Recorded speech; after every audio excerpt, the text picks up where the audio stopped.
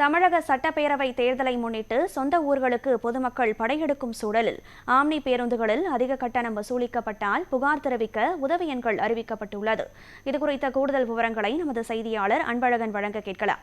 வணக்கம் அன்பழகன், அங்கு போக்குவரத்து நிலையங்களில், குறிப்பாக பேருந்து நிலையங்களில் கோயம்பேடு, கிளாம்பாக்கம், மாதவரம் ஆகிய பேருந்து நிலையங்களில் தற்போது எத்தகைய சூழல் நிலவுகிறது?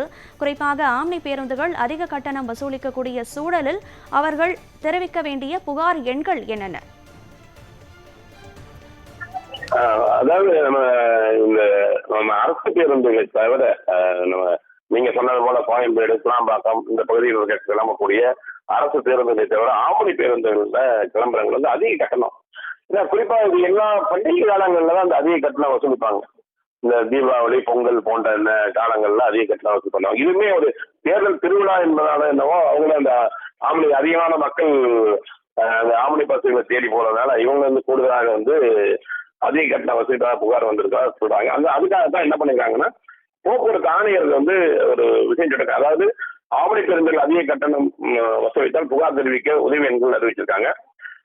குறிப்பாக ஆவணி பேருந்துகளில் அதிக கட்டணம் வசூல் குறித்து புகார் தெரிவிக்கும் உதவி எண்கள் அறிவிக்கப்படும். இது குறித்து போக்குவரத்து ஆணையர் கிரான் பிராலா வெளியிட்ட அறிக்கையில் என்ன சொல்லியிருக்காருன்னா, தமிழக சட்டப்பேரவை தேர்தல் 2026 அதாவது நாளை 23ஆம் தேதி என்று வாக்குப்பதிவு நடைபெறுவதை முன்னிட்டு நேற்றிலிருந்து ஏப்ரல் 21ஆம் தேதி முதலே 26ஆம் தேதி வரைக்கும் மக்கள் வெளியூர் பயணம் மேற்கொள்வதை பயன்படுத்தி, ஏன்னா நேற்றிலிருந்தே வெளியூர் போக ஆரம்பிச்சிட்டாங்க.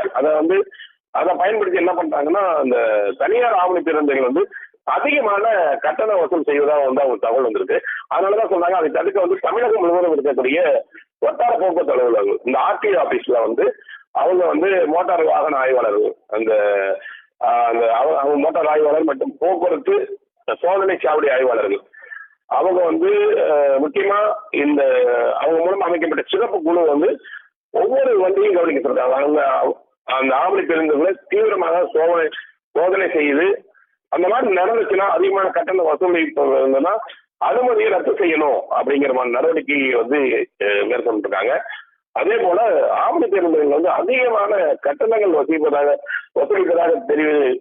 தெரிய வந்ததுன்னா உரிய நடவடிக்கை மேற்கொள்ள அதற்கான ஒரு தொலைபேசி எண்கள் அனுப்பியிருக்காங்க சொல்லியிருக்காங்க. அதே போல வாட்ஸ்அப் குறுஞ்செய்தி மூலமாக புகார் கொடுக்கலாம் அப்படி சொல்லியிருக்காங்க. அந்த போக்குவரத்து மற்றும் சாலை பாதுகாப்பு ஆணையரகம் சென்னையில் 180042565151 இந்த நம்பருக்கும் இணை போக்குவரத்து ஆணையரங்கள் சென்னை வடக்கு பொறுத்த வரைக்கும் இந்த மொபைல் எண் என்னன்னா 994253453404. இது சென்னை வடக்கு அவங்க இந்த வாட்ஸ்அப் எண்ணும். அதே போல சென்னை தெற்க பொறுத்த வரைக்கும் 9790550052. இது தெற்கு நதியாளர்களும். அதே போல மதுரையை பொறுத்த வரைக்கும் 9095366394 இந்த எண்ணுக்கும், கோவையை பொறுத்த வரைக்கும் 9123593971 இந்த துணை போக்குவரத்து ஆணையங்கள். ஆனா இது இணை போக்குவரத்து ஆணையம் ஜிடி ஆபீஸ் சொல்லுவாங்க இது. அதே போல துணை போக்குவரத்து ஆணையங்களை பொறுத்த வரைக்கும் விழுப்புரத்தை பொறுத்த வரைக்கும் 967798825. வேலூரை பொறுத்த வரைக்கும் 9840023011.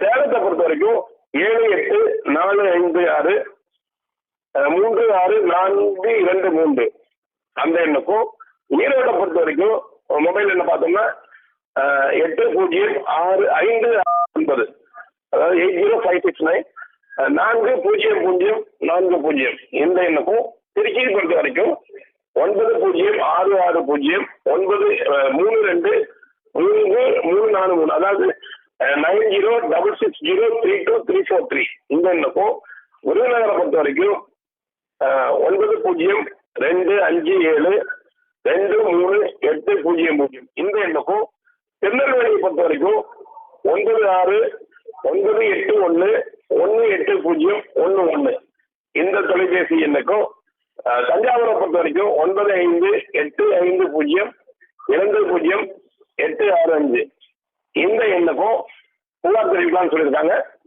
குறிப்பா இந்த மொபைல் எண், அதாவது இணை போக்குவரத்து ஆணையர் அலுவலகத்துக்கும் விழுப்புரம், அதாவது துணை போக்குவரத்து ஆணையர் அலுவலகத்துக்கு கொடுக்கக்கூடிய மொபைல் எண்ணுக்கு நீங்க வாட்ஸ்அப் அனுப்பலாம்.